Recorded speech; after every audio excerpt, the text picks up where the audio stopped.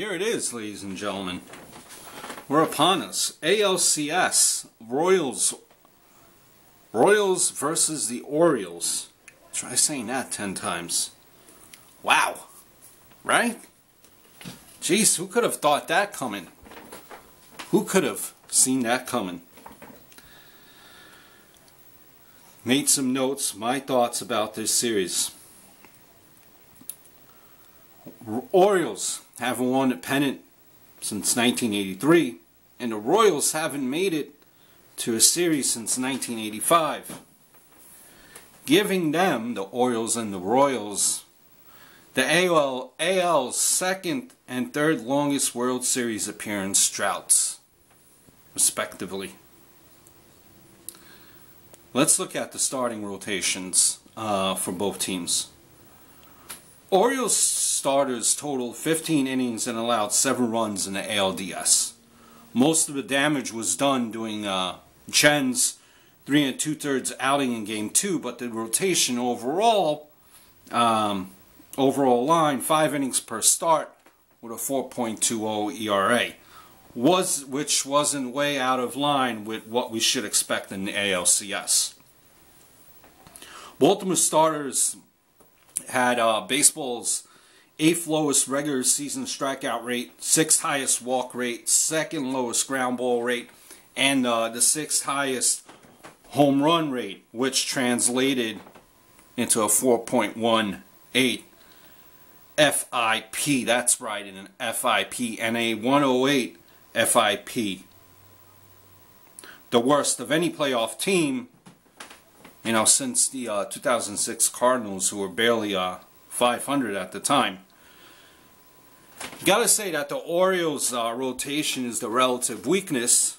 They have the right manager, I think, to minimize the risk that they'll be burned by the lack of an ace. Leaving Chris Tillman in to start the 6th inning with 105 pitches under his belt in Game 1, or allowing a roughly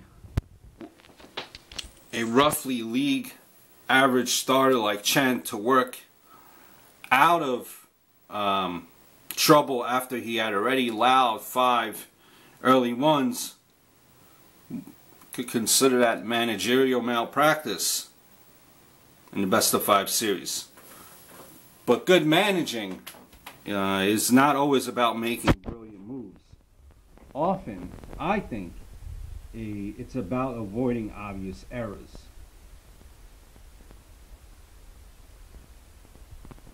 Game 1 starter Tillman, who came through the ranks of Baltimore's system after arriving in the Eric Bedard trade, is,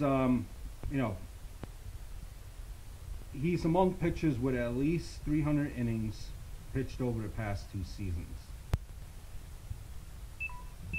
Pretty impressive workhorse.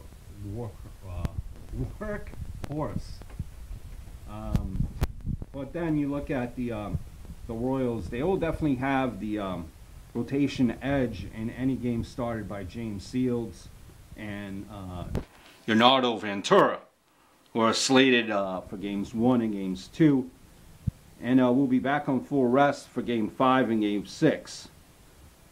Figure Jason Vargas will start Game 3 in Kansas City, and Jeremy Guthrie, backed by Danny Duffy, getting the Game 4 nod. That suits the staff well. I think since the most prolific fly bowlers will be throwing most of their innings at home, although, Oriole Park hasn't played like a bandbox this season.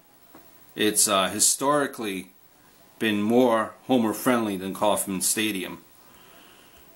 You look at the lineups. These are offenses really on opposite side of the run scoring spectrum. The Orioles led the league in home runs and ranked last in stolen bases. The Royals led the league in steals and ranked last in homers.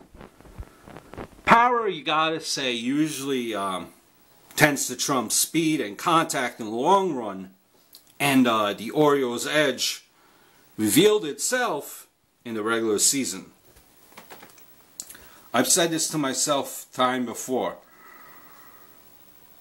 Royals non-pitchers produced a 94 whiff RC plus this season, the lowest of any playoff team since the 2007 Diamondbacks, who were outscored by the opponent. If you're asking yourself, what is WRC? Look it up. I am a baseball nerd.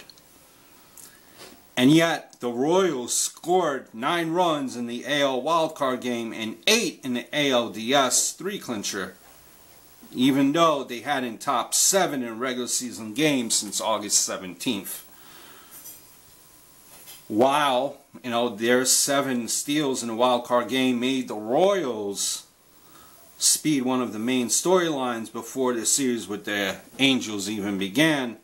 Power and patience were major components of the Kansas City success this season. The Royals hit 4 home runs in this series, which qualifies as really a barrage considering looking at the Royals. For a team that went homerless in almost 60% of its games this season, they have 95 home runs, lowest team home run in the league. Baltimore has over 200. So really what it comes down to, in the whole point of this video, it's going to come down to what will win.